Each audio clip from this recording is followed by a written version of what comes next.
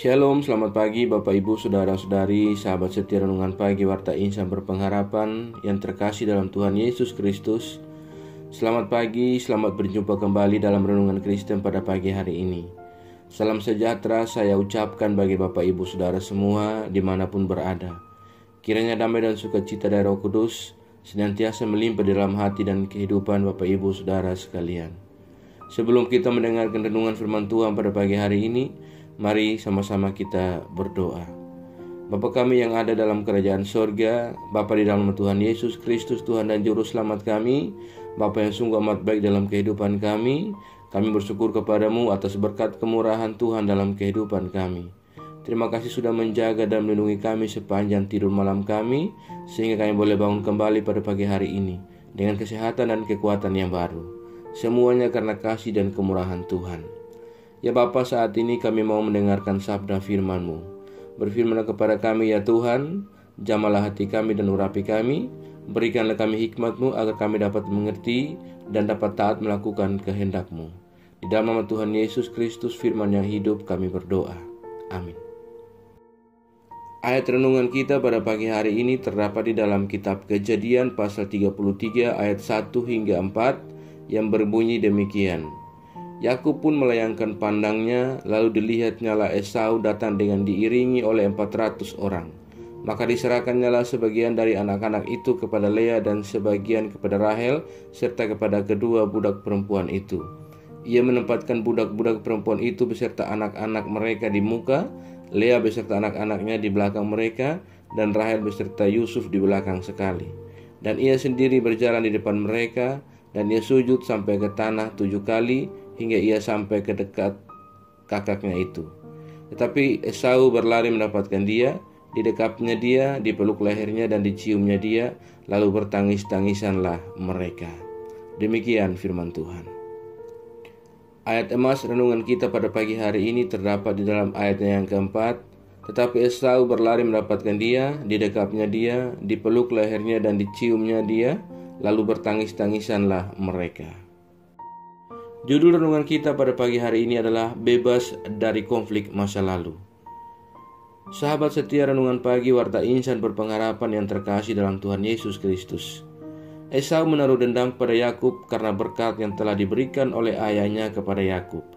Lalu ia berkata kepada dirinya sendiri, hari-hari berkabung karena kematian ayahku itu tidak akan lama lagi.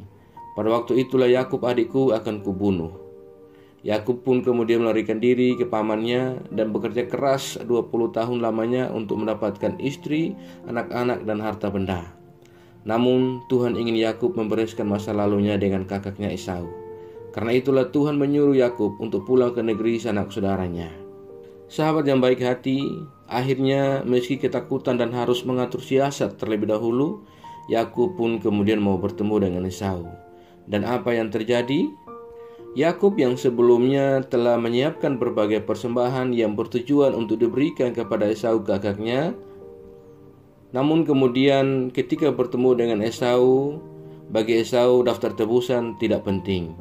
Ketika Yakub datang, Esau berlari memeluk dan merangkul Yakub. Firman Tuhan berkata, tetapi Esau berlari mendapatkan dia, didekapnya dia, dipeluknya lehernya dan diciumnya dia, lalu bertangis-tangisanlah mereka. Sahabat yang baik hati, Yakub yang dengan begitu banyak pengalaman dan pergumulannya, ia datang kepada Tuhan, terus-menerus memohon pertolongan Tuhan hingga akhirnya persoalan dan pergumulannya dapat diselesaikan.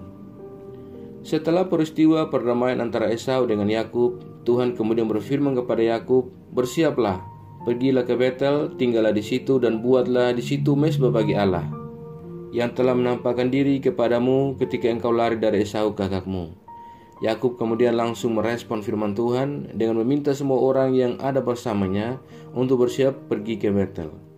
Persiapan yang dilakukan bukan hanya persiapan secara fisik dan material, tetapi yang tidak kalah penting adalah persiapan batin dan iman kepada Allah dengan tidak mendoakan Allah dengan berbagai dewa-dewa asing. Yakub meminta kepada semua orang yang bersamanya untuk melakukan persiapan secara utuh. Yakub meminta kepada semua orang yang ikut bersamanya untuk merayakan kasih setia Tuhan yang sungguh dirasakan dan dialami dalam kehidupan Yakub. Sahabat yang baik hati, ada banyak kisah seseorang menyimpan sakit hati dan dendam, bahkan sampai ada ungkapan bahwa tidak akan memaafkan sampai seumur hidup. Sahabat yang baik hati, ada banyak kisah yang menyerupai kisah antara Esau dan Yakub. Bahkan ada orang-orang yang menyimpan sakit hati dan dendam terhadap masa lalu, bahkan sampai ada ungkapan bahwa tidak akan memaafkan sampai seumur hidup. Sahabat yang baik hati, ada begitu banyak kisah yang menyerupai kisah antara Esau dan Yakub. Di antaranya ada yang menyimpan sakit hati dan dendam, bahkan ada ungkapan tidak akan memaafkan selama hidupnya. Bahkan apakah masih ada kisah yang lebih pahit dari apa yang dialami oleh Esau dan Yakub? Kita lihat bagaimana kemudian Esau dapat memaafkan Yakub. Pada pihak lain, Yakub dengan tulus menyadari kesalahannya dan memohon maaf dan bersedia menebus kesalahannya kepada Esau. Kemudian Esau dapat memaafkan adiknya Yakub. Mereka melupakan sakit hati di masa lalu dan mereka berkomitmen hendak menjalani kehidupan mereka di masa-masa berikutnya tanpa permusuhan. Sahabat yang baik hati, kisah dari Esau dan Yakub memberikan kita begitu banyak pelajaran. Bagaimana kita harus berani dengan ikhlas siap untuk memohon maaf apabila kita dalam sebuah kesalahan, dan kita pun harus dengan tulus ikhlas untuk bersedia memberikan maaf dikala orang memintanya kepada kita, supaya kita dapat menjalani kehidupan kita di masa sekarang ini dengan tanpa ada permusuhan di antara kita dan sesama. Tuhan kiranya memberkati saudara dengan melimpah dalam segala kebaikan dan hidup saudara. Amin. Mari kita berdoa. Bapa Surgawi, Bapa di nama Tuhan Yesus Kristus, Tuhan dan Juru Selamat kami mengucap syukur kepadamu untuk firman yang sudah kami renungkan bersama-sama pada kesempatan ini.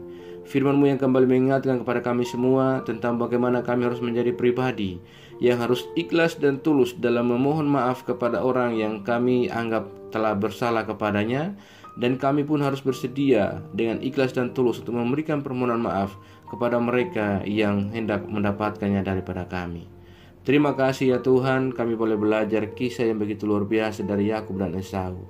Ya Tuhan, tetaplah iringi kami dalam perjalanan kami, agar kami boleh menjadi pribadi yang dewasa dalam menjalani kehidupan kami. Ajarlah kami ya Tuhan, agar kami selalu taat dan setia dalam iman kami kepadamu, dan kami tidak terpengaruh dengan hal-hal buruk dari dunia ini, melainkan kami sungguh-sungguh percaya dan beriman kepadamu ya Tuhan.